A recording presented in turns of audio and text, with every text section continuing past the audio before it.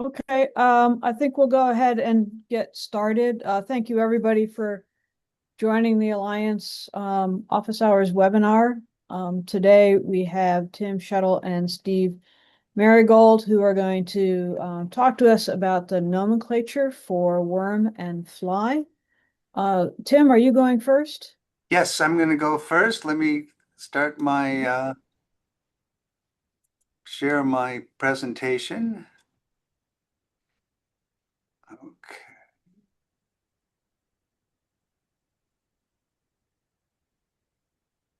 Great. And as a reminder to those joining us, these presentations are posted to the Alliance YouTube channel following, and the link to the YouTube channel can be found on the events page of the Alliance homepage. So if there's something that you want to go back and review after the presentation, these presentations will be available.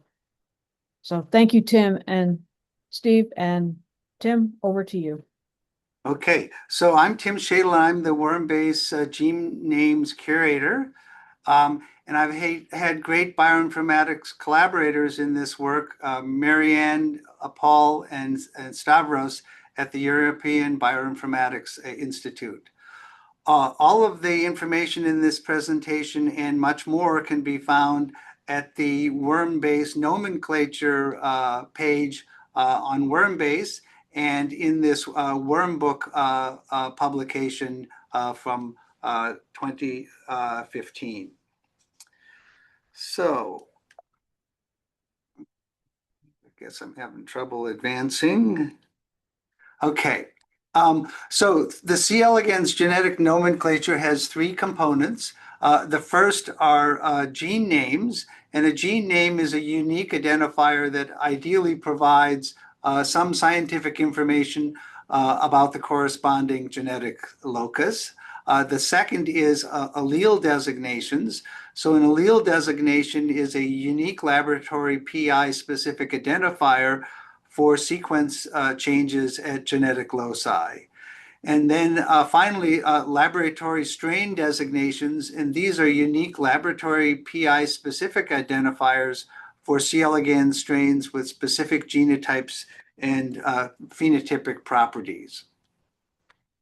The laboratory PI-specific identifiers indicate the originator of the collection of genetic reagents and who should be contacted to obtain these reagents if they're not at the stock center.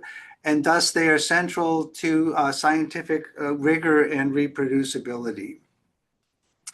So prior approval from gene names is required for each of these three components. And this ensures that the names and identifiers are actually unique to that case. For gene names, this provides an initial vetting of the validity of the name with further evaluation during peer review. So for example, this prevents using the same name but for different genes. The lack of approval can result in the gene name not being used by the Alliance databases and their downstream databases such as UniProt.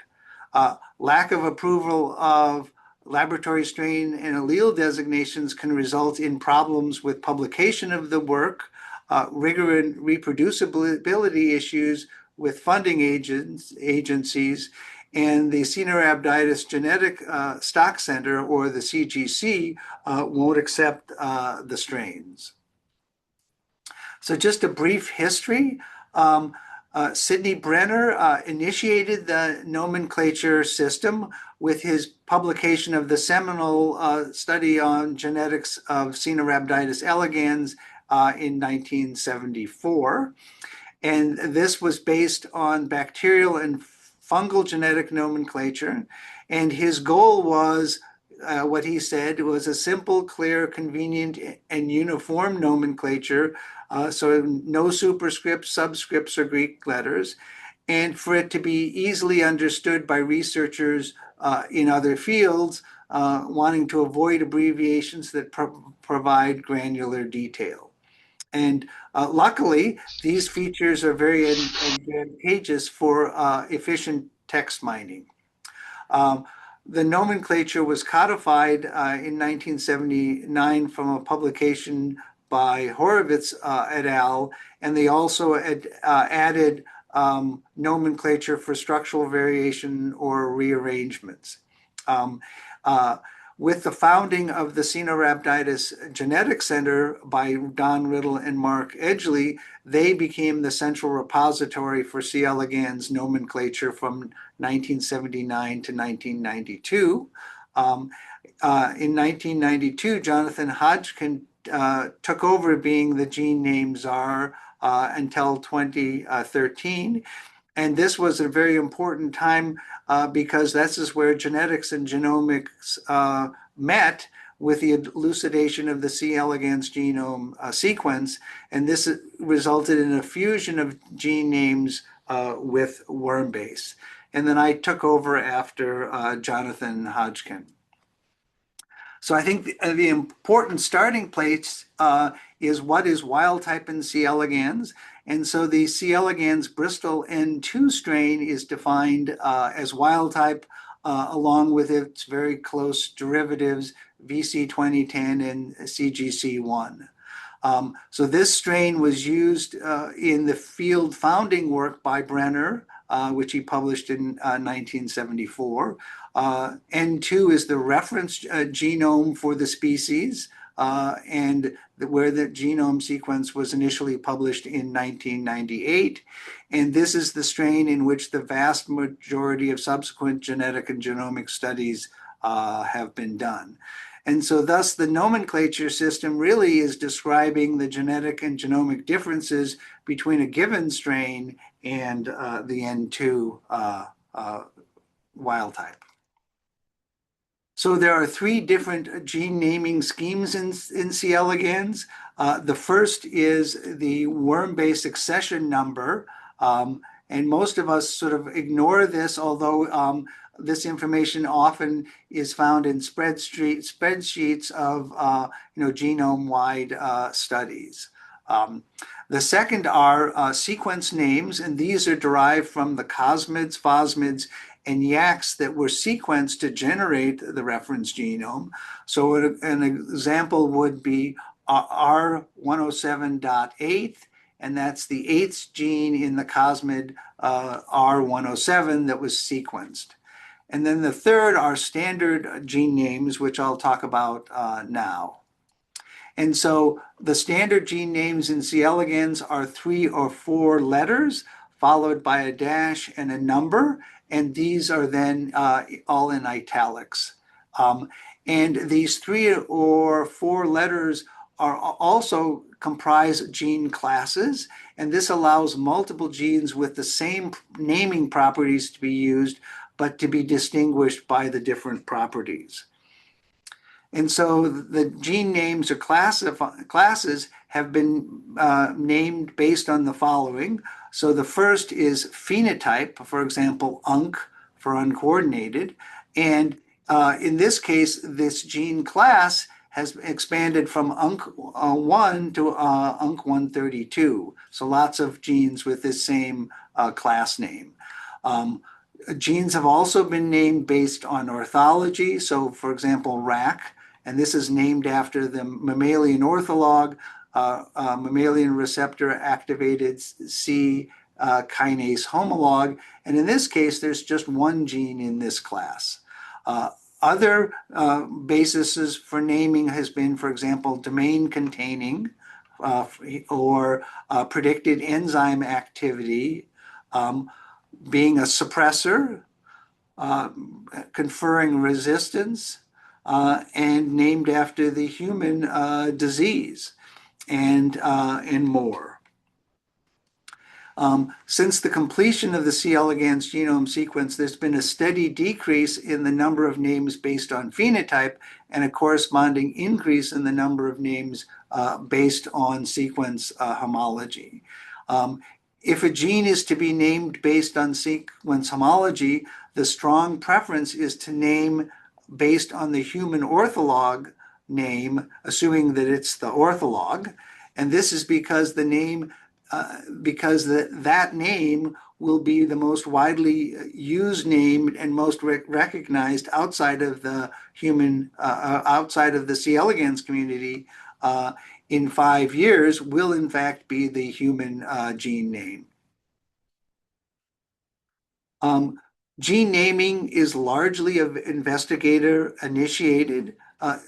Gene names does not have, does not perform systematic efforts to name classes of genes, for example, all the serine and threonine kinases.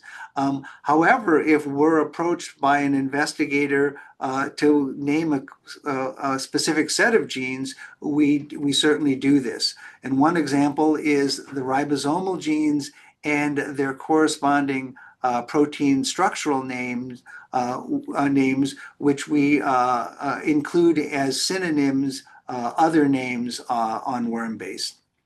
And so the reason for this is that investigator initiated naming provides credit to the researchers who have learned about the gene and its properties, and which in those investigations can provide information that is not expected from sequence homology.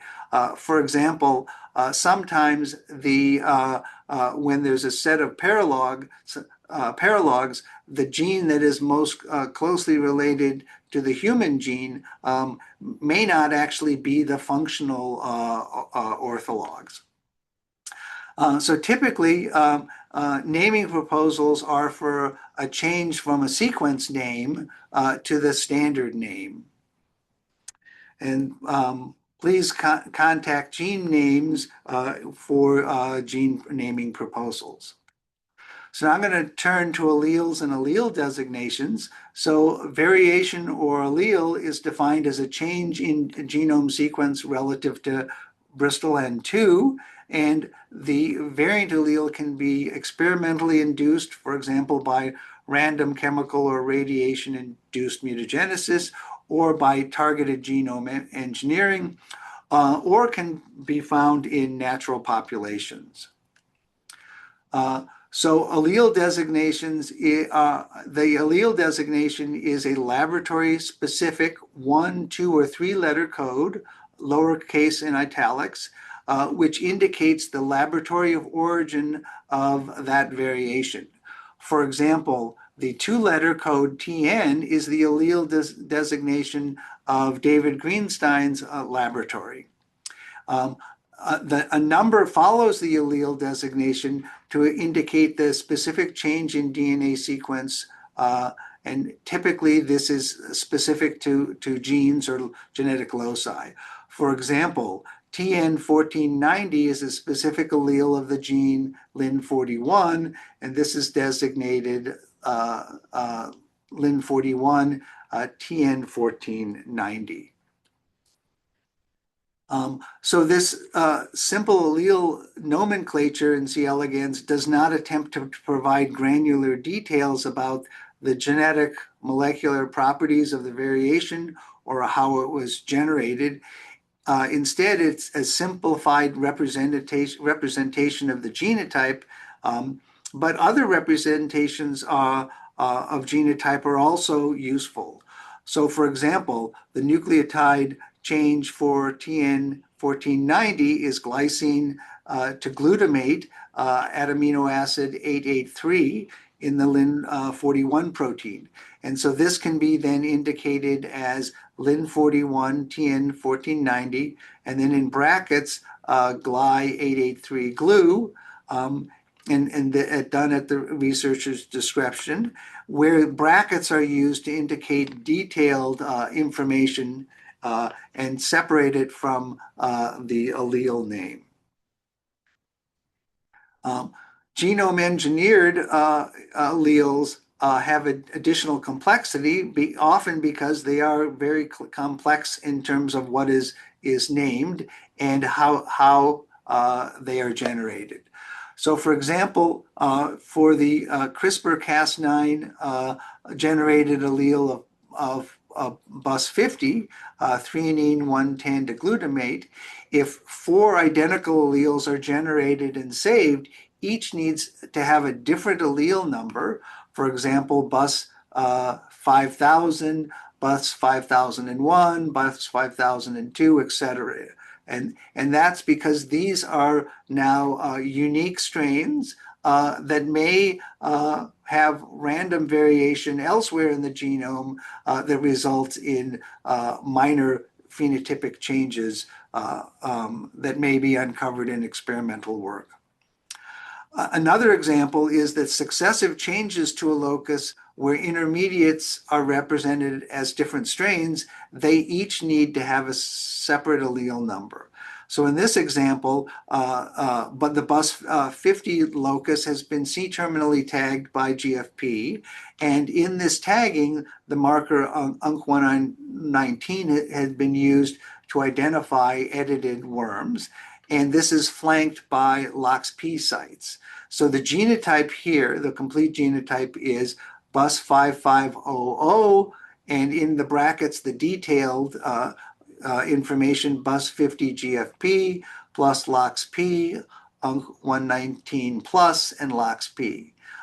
If the next step was Cre-mediated removal of UNC119, then this new strain would get a new allele, bus 5501, and then in brackets now the modified genotype. Now, in a publication, the full genotype of the allele must be provided, and this is often as a supplemental table. And how the allele was generated explained in the text. However, simplified genotypes can be used in the text if defined. For example, a simplified genotype for the bus E5501 could just be bus E5501 or could be bus 50 GFP. Alternatively, one could employ in the text the protein name. And protein names are the gene name letters, but all capitalized and not italicized. And so this would be bus 50 GFP. And finally, strain names. So strain names are 2 or 3 letter codes that are specific for the laboratory PI that generated the strain following the number. So for example, each strain has a specific genotype. So CB9000 would be a bus 50 E5501. Now, strains often have variation in other genes on other chromosomes, and the way this is shown would be, for example, CB5001. This complex genotype would be a SMUG1 allele on chromosome 1, the bus 50 E5000 on chromosome 2, and then Lin12 N137 on chromosome 3, where the 1, 2, and 3 in Roman numerals indicates the chromosome number. C. elegans has 5 autosomes and X chromosomes, and that would be the order in which the genotype is presented. So I only talked about the sort of the major features of the nomenclature. There's lots of other features, and these are then described on the WormBase nomenclature page and in the article in Wormbook. And so that's all I've got to talk about today for nomenclature.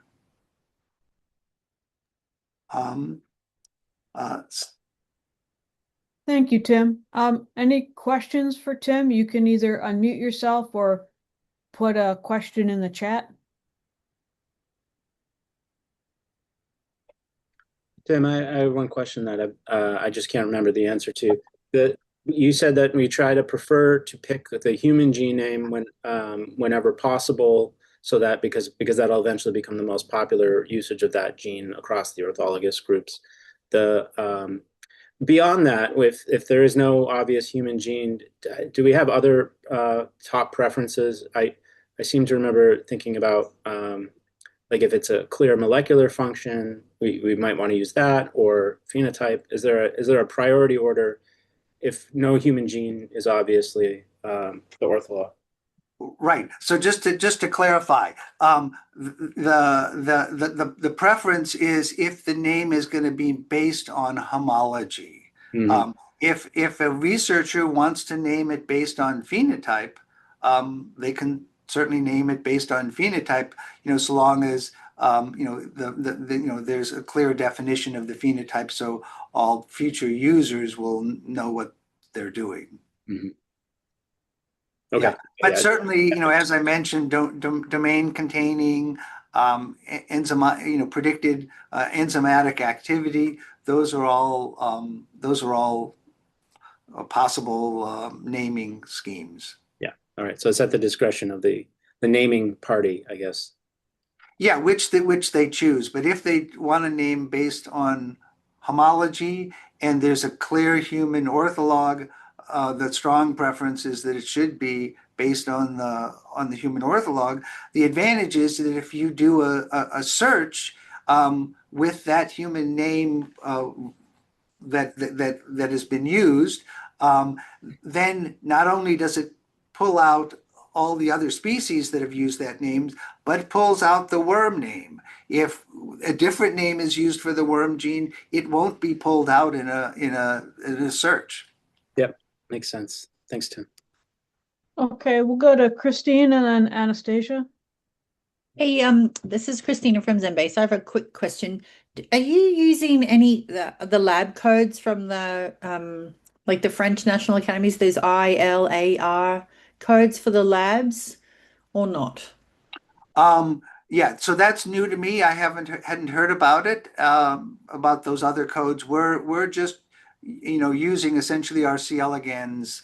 The investigator chooses the codes, the letter codes that are not currently being used by other labs. Right, but just worm safe. I'm just saying you might want to register all of those worm labs in that system because it's a pretty good system of international laboratories and they should be unique and not somewhere else. But we use those and put the frog labs in there, and then we use those in our, the symbol because this is the way that mice people do it as well, right? The mice labs always have a 2 or 3 letter code for the lab.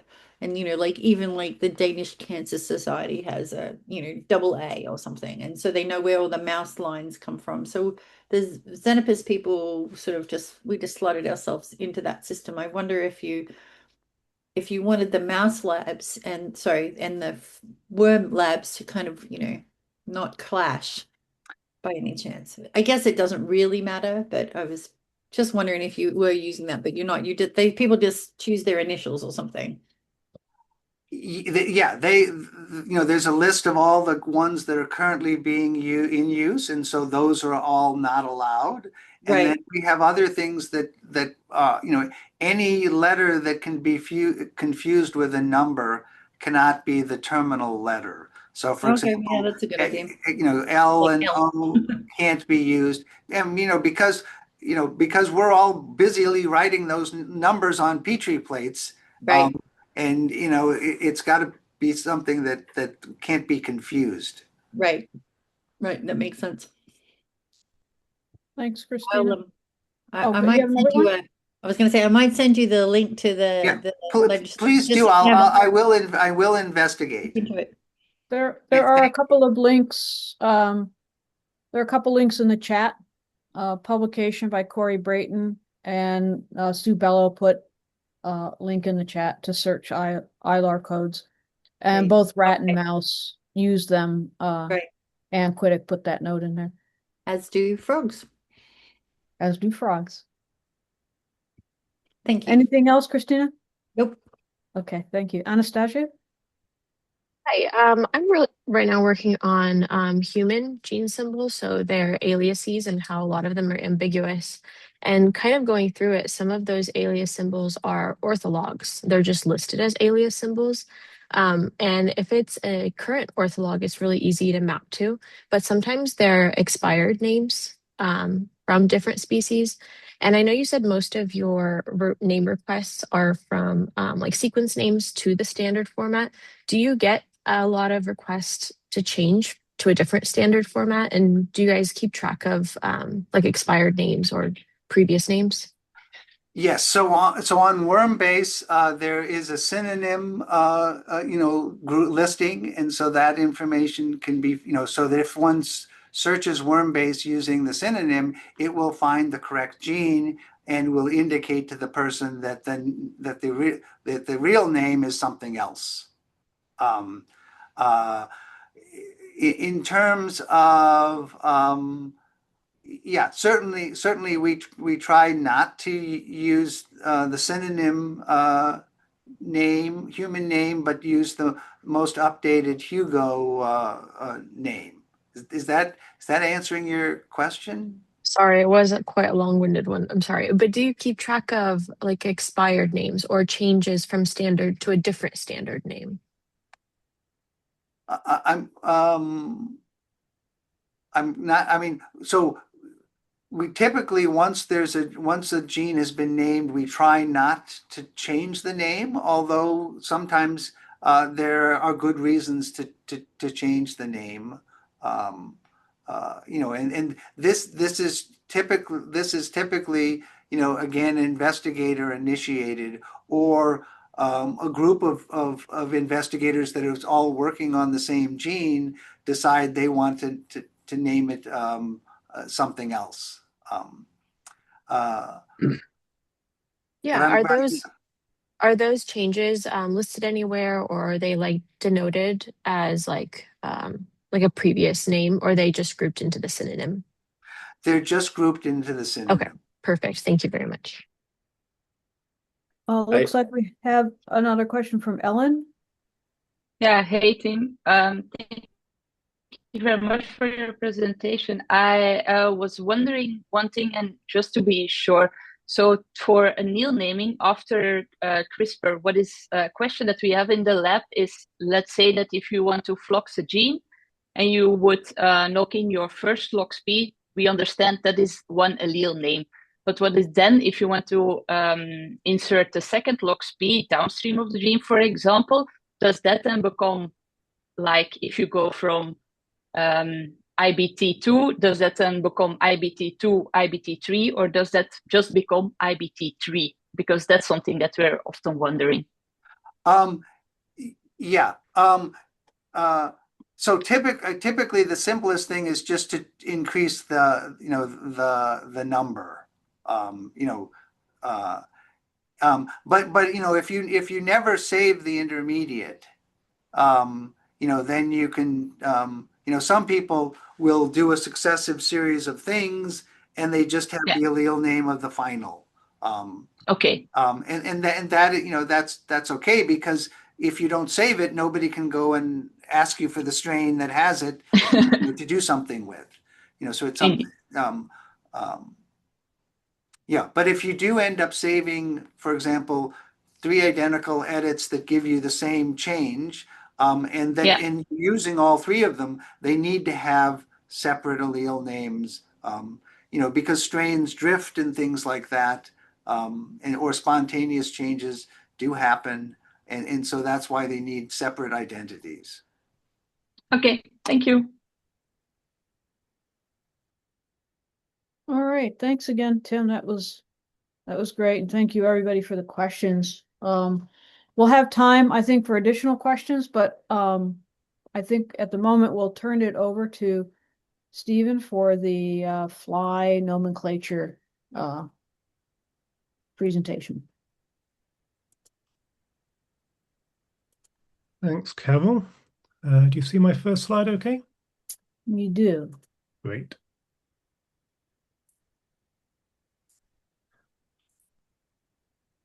Good. Yes, so I'm Steven Marygold. I'm a curator at FlyBase, where one of my tasks is to act as the gene nomenclature advisor for FlyBase, which is, I guess, why I'm giving the talk today. just to start with a bit of introduction, can I just check that that's advanced to the next slide, Carol? It appears so. Yep. Oh, let's see. Go ahead. Introduction. Yeah, great. Yeah. So FlyBase acts as the official source of Drosophila gene nomenclature. And although FlyBase does contain gene reports for several species of Drosophila, today I'm just going to focus on Melanogaster, the main model organism. And probably in future slides, I'll even just call that fly and be referring to Melanogaster. Also, just to say from the start, I'm just going to focus today on gene nomenclature. I'm not going to talk about alleles or transgenes or insertions because of time constraints. Maybe we can talk about that another day. And I also just wanted to spend one slide on a bit of jargon. I know some of these terms are used differently in different communities, and some of the terms I might use may be FlyBase specific. So just to run through this. So in FlyBase, when we're talking about a gene name, that's the full long name of a gene. So an example would be wingless. And when we talk about a gene symbol, that's the shorter version, the abbreviation of the gene name, and is usually a minimal number of characters. So continuing the same example, wingless is denoted as WG. Synonyms, these are just alternative symbols or names for the gene. So for example, the wingless gene has been known as Wnt1 in some publications. Glazed was an old name for the locus. And then we have this concept of the CG number. And this is a bit like something Tim was mentioning from the worm genome annotation projects. For the fly genome annotation projects, they denoted a number, a computed gene, a CG number for each gene model. So for every sequence localized gene in the fly genome, there is a corresponding CG number for that gene model. CG is used for protein coding genes, and a different prefix, CR, was used for RNA genes. So yeah, CG 4889 is the CG number for wingless. And then finally, we have the concept of a database ID for the gene. So in this case, we're talking about FBGN ID space, where FB is simply FlyBase and GN denotes gene. And so you see there the FBGN ID for wingless. So if you go to the FlyBase or the Alliance gene pages right now, you see these concepts hopefully fairly prominently. So on the left, there's a screenshot of the current FlyBase gene report for wingless. And you can see the things I was talking about, the symbol, the name over here, top left. We have the annotation symbol or CG number and the FlyBase ID on the right.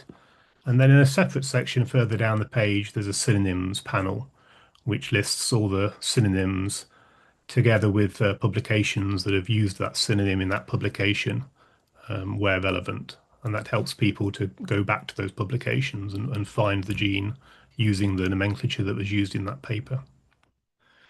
Over on the right is the corresponding report for the wingless gene at the Alliance. You see very similar ideas here. The symbol and the name is shown.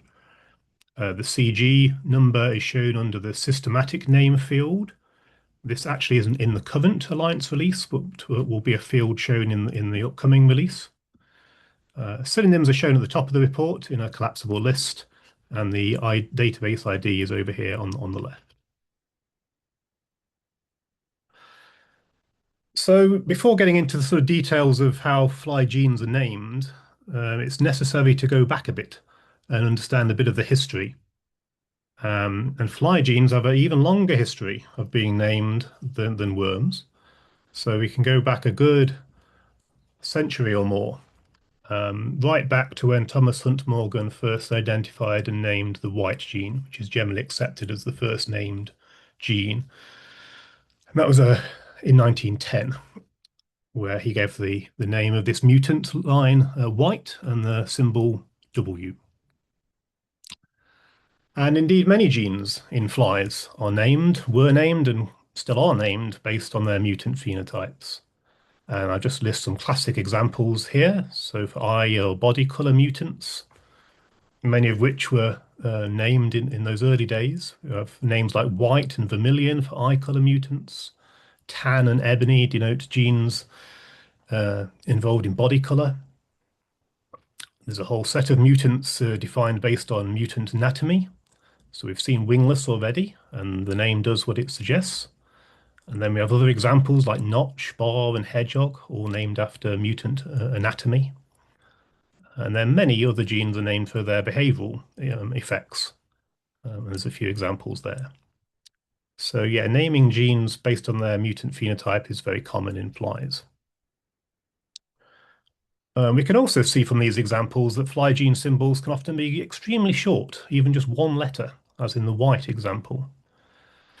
And what's also evident is that symbols and names can often be just regular words.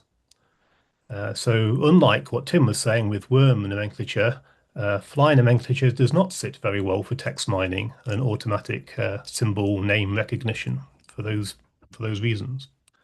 At least it presents more of a challenge.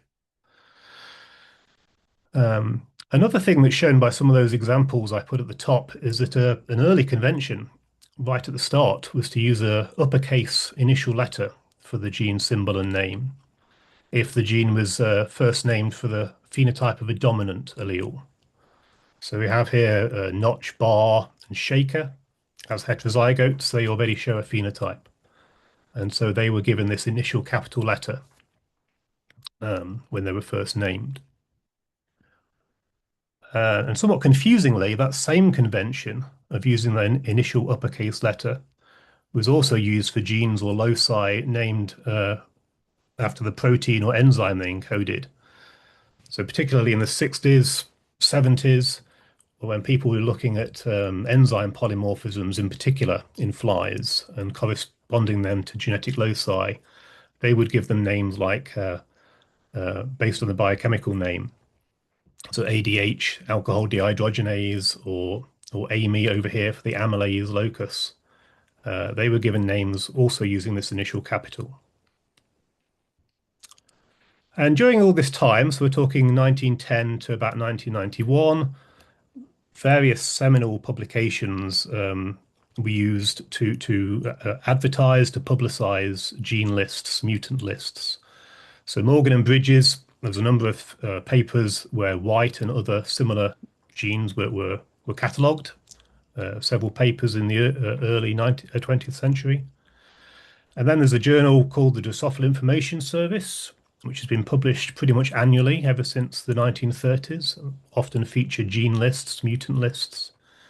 And then these two books in 1944 and about 25 years later, which were huge volumes of all known genes and other genetic reagents that were known at the time, and all the standard nomenclature that was used was catalogued in those books. So that brings us up to 1992, when two important things happened. The genome of Drosophila melanogaster, another one of these big catalogue books, was published, affectionately known as the Red Book in the Drosophila community. And that was really the last gene catalogue that was printed, that was issued in print, and contained, again, lists of genes and mutants which were known at the time, together with a standardized nomenclature. And the other thing that happened in 1992, and it's not a coincidence, was that FlyBase was founded. People realized that really was the last time you could get away with trying to present all of this data in a published book.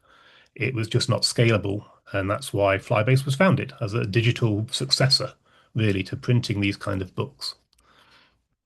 And so when FlyBase was formed, we inherited the gene nomenclature and standards that were presented in the Red Book. That was really one of the main sources of FlyBase data when it was founded. Since then, additional guidelines for nomenclature have been added and updated to FlyBase as needed. And you can see the current nomenclature guidelines for naming genes by going to the Help menu on any FlyBase page. clicking on the nomenclature link, which is given in full here at the bottom of the screen. And there's just a screenshot there on the right of what you'll see when you land on that page. So yeah, section 1 is about gene nomenclature and has a number of subsections for different types, as you can see. What I'll do on the next slide is just give you a summary of some of those basic guidelines that we try and stick by. So I think, like Tim was saying, in FlyBase as well, gene symbols and names are normally established just based on the earliest date of their publication in a peer-reviewed research paper. That's our standard way of naming genes as they become characterized in the literature. We have some validity criteria. So obviously symbols and names need to be unique. They need to be relevant. So they can be based on a mutant phenotype. As we saw before, many genes are named based on their wild type function. Other genes are named based on orthology nowadays. I think, as Tim was saying, we've seen an increase in that over the recent years. And very often it's the human ortholog that's used. And gene symbols, particularly names less so, have to use a restricted character set. So there are some exotic characters and things like white space, which are not allowed in gene symbols. Following what we inherited, gene symbols and names will begin with that uppercase letter if they're named for a dominant allele or they're named after a protein product. Many authors like to put a D or a DM or DMEL or something in front of their gene symbol in papers. We will never use those in FlyBase because it's redundant or confusing. Non-coding genes or RNA genes, a separate class of nomenclature is used. They're all distinguished with a prefix that denote their RNA type. So tRNA colon, for example, and that just makes that set of RNA genes very distinguishable when you see them presented or in a list. And similarly, genes encoded by the mitochondrial genome have their own little prefix, an MT colon prefix, so they're immediately identifiable. So many of these guidelines, as I said, were inherited really from the Red Book in 1992. We've had to add some additional things over the years, as I mentioned. I just wanted to put one slide in for some of the notable updates. So yes, now the last several years, we only look at research papers when we're considering what symbol or name's been used and has chronological precedence. So go back a few years and we used to look at other types of publication, even things like GenBank records or conference publications as valid sources to name genes. And this was getting very hard to manage and a bit confusing as the years went by. So nowadays we only look at research papers. However, the basic idea that we name things based on a sort of first come, first served basis will be overridden in some circumstances. So we will rename genes in FlyBase if it's clear an alternative symbol is preferred compared to the one that was used in the first case. I'll show you an example of that in a minute. This just makes us more in sync with what the community are actually using in the literature, rather than just saying, no, no, no, this gene was published first, we'll always use that symbol, come what may. Sometimes people find that a gene symbol or name that was first used is actually inaccurate. It's misleading or confusing in some manner, and so we may change a symbol for that reason. And another example would be if we need to rationalize the nomenclature system for a whole gene set of some sort. For example, go back a few years and we notice that the subunits, genes encoding the subunits of the proteasome, were using 4 or 5 different nomenclature systems. One was based on the yeast orthology, one was based on human orthology, another one was based on genomic position. It wasn't useful. It was very confusing. So we sometimes standardize gene symbols within a set of genes like that. Another thing that became obvious in later years was that a difference in capitalization alone should not be sufficient to make a symbol unique in FlyBase. So because of the history of the situation, in FlyBase we'd accumulated quite a lot of symbols which were identical in a case-insensitive way. So here's a couple of prominent examples where we had a gene delta and a gene dorsal, and the symbol for delta was DL, and the symbol for dorsal was DL. Just differing in that initial case of the initial letter there. Another example is hairless and hairy, H and H, just different by their capitalization. And these were valid symbols for many years, with different gene reports and very different gene products here. But as you might imagine, that was causing a lot of confusion for users, especially users not familiar with those genes, and also for curators, and data was being put in the wrong gene reports. So we went through a phase of disambiguating all of those and making sure the symbols were different. And then, yeah, gene nomenclature, we have to be a bit careful, especially nowadays, that it's not offensive in any manner. And some symbols and names which were originally given to genes would probably have been inoffensive at the time. But in today's world, they may be deemed to be offensive. And we'd had a number of emails and communications where some gene nomenclature was causing some issues. It's particularly sensitive if an ortholog of a fly gene has now been shown to be involved in some human disease or syndrome, for example, and it's not appropriate. The symbol we had in flies was not very appropriate. So in recent times, we've gone through a project of just trying to clean up some of those symbols and target that problem. Yeah, so this also reminds me to show you that on FlyBase, at least, we have this nomenclature history section on our gene reports. This isn't a section that's been transferred over to the Alliance just yet, but it's on the list. So this could be quite informative and useful. So we record here if a gene symbol has changed. So here the gene symbol used to be DM for diminutive, was changed to mic. And the reference is given where that happened. And this is one of these examples where DM had been the initial symbol given to the fly gene, but a group of researchers who were working on this gene and were publishing on this gene made a communication to FlyBase saying, can we change it to mic? It's the human ortholog, it's the fly ortholog of human mic, and be much more sensible to give it that symbol in FlyBase, and it's what everyone is using in the fly community anyway.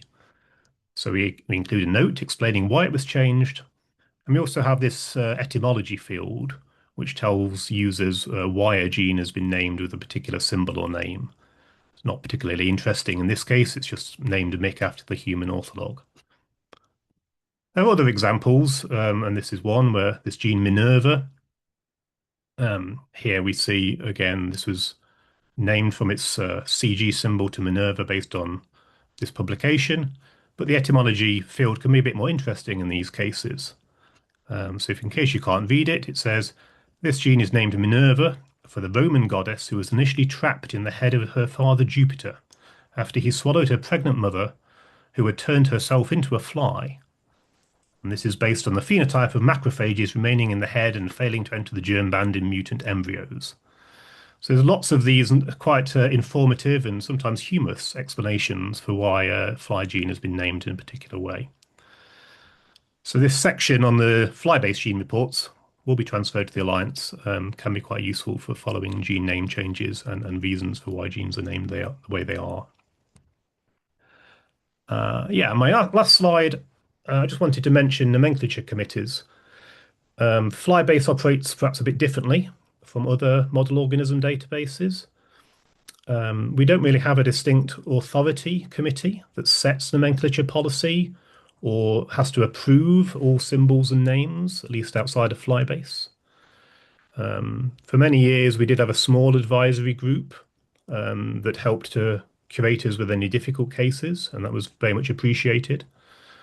And we have had ad hoc committees. I mentioned the offensive gene names, a small committee formed to review those. And they've helped in other specific issues as well. But there's no standing committee that would oversee all nomenclature. That said, last year we did propose that we did have a more formal, slightly larger committee to help with any nomenclature controversies going forwards. And they would really be there to help to adjudicate and make a decision on these cases going forwards. And that's in the process of being formed right now. So just to summarize, this is the very last slide. Yeah, FlyBase, fly gene nomenclature in FlyBase is not at all systematic like worm genes. And as we've seen, it's often based on mutant phenotypes, and this can result in some quite creative names. We generally follow what researchers want to use based on research papers. And nomenclature in FlyBase is really governed by those established guidelines over the years that reflect community conventions rather than being governed by some independent committee. By the same token, we don't operate a strict pre-approval system where researchers have to register their sort of names prior to publication and have them sort of vetted and signed off. That said, we do strongly encourage authors to check validity prior to publication, and there's a link there. You can find that on the FlyBase homepage. It certainly helps to know and to have a heads up that you want to use a particular symbol and name. And then we can just check that it is valid and doesn't duplicate something that's already there. And that just helps keep what's in FlyBase in sync with what's in the literature, which is helpful to everyone. Yes, so I'll end it there and take any questions. Thank you, Stephen. Questions or comments for Stephen? Hi, Stephen. It's me. Sorry, I have a shtick on history of gene symbols, and I really appreciate the nomenclature history. Not a lot of gene databases do that. And for somebody who's trying to map why a human alias became a human alias is something that's really helpful. I was wondering if you had something that like that, but in like a download that would be programmatically like accessible if I were to write a script to map those kinds of things. Is that something that you have? I looked through your downloads. It didn't see anything like nomenclature history or anything like that. Yeah, I think the do you mean the etymology description, or do you just mean the history of changes in symbols over time? The etymology would be great too, but really the history of change, like over time.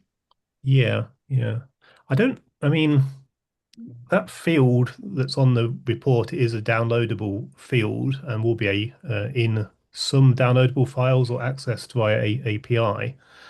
But I don't think we include a strict date tracking with that field, which would make it hard to do what you're suggesting. That data will be in the database, but I don't think it's publicly exposed. So I don't think we could help you immediately, but that data would be there if it was, important enough to give to someone. Yeah, I think the date, at least in my particular case, is less important than just the fact that that it denotes that this was a previous symbol. So Yeah. that's like for my purposes specifically. But yeah, thank you so much for your talk. I appreciate it. Yeah, thank you.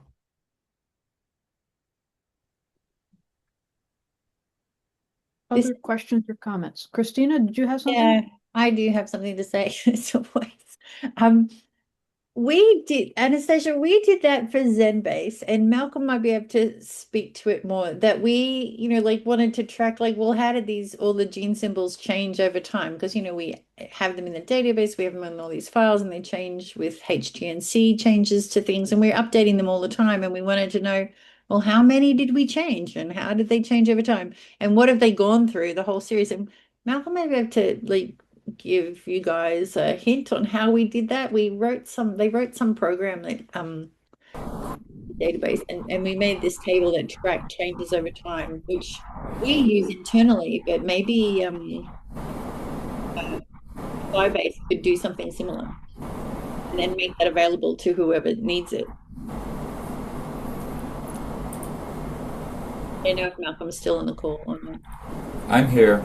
I mean, all we did is we used audit tables that are in our database to track our own changes. So that only reflects changes that we have made ourselves. It doesn't necessarily reflect the wider world of nomenclature changes.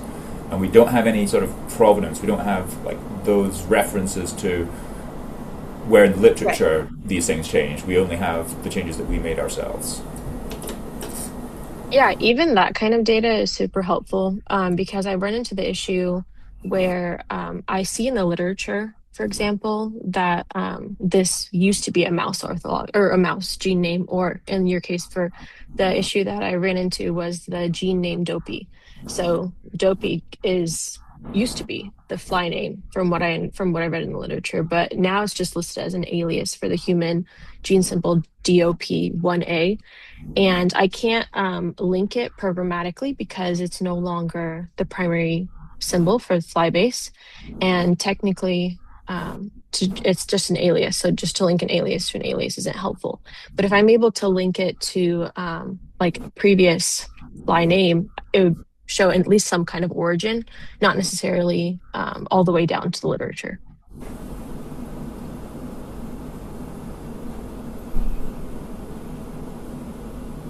Yeah, and Anastasia, it could be worth reaching out to the various mods because a lot of us track that, but don't necessarily expose it.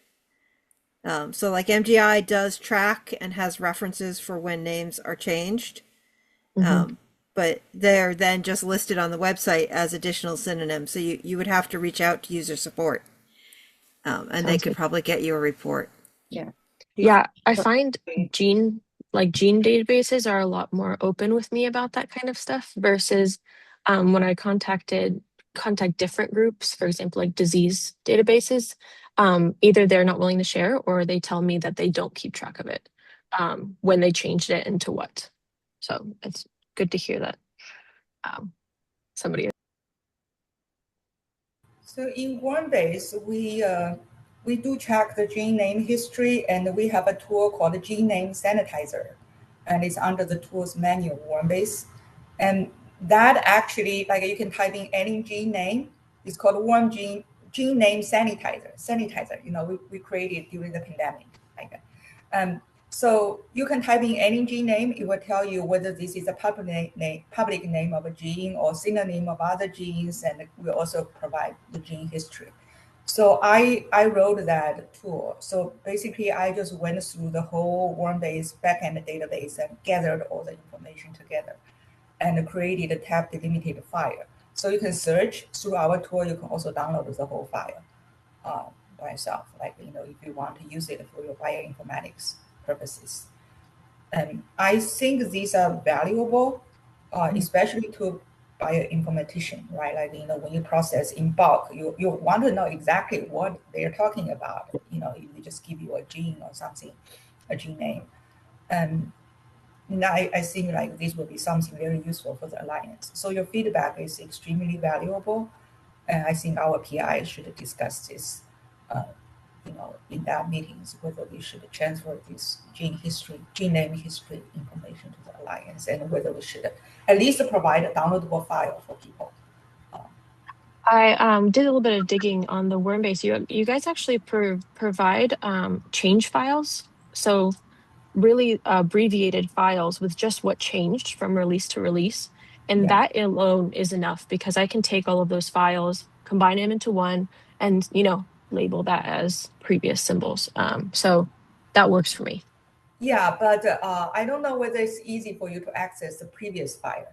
And I think Gene Name Sanitizer actually gathered all the information from all builds, like, you know, from the very beginning to the very end. But, you know, we stopped the building that since like last November. So all this will have to go through the Alliance in the future if we want to continue to provide this kind of service. Thank you so much. I'll definitely take a look at that. Gene Name Sanitizer. Yeah, Sanitizer. Yeah, it's still on the old WormBase page under the tools menu. Okay. Well, it's just almost at the top of the hour. I want to thank Tim and Steven again for really excellent presentations, and to all of you for your thoughtful questions. This recording will be posted on our YouTube channel in the next day or so. So thanks all. Thank you. Thanks. Bye. Thanks, everyone. Thank you so much.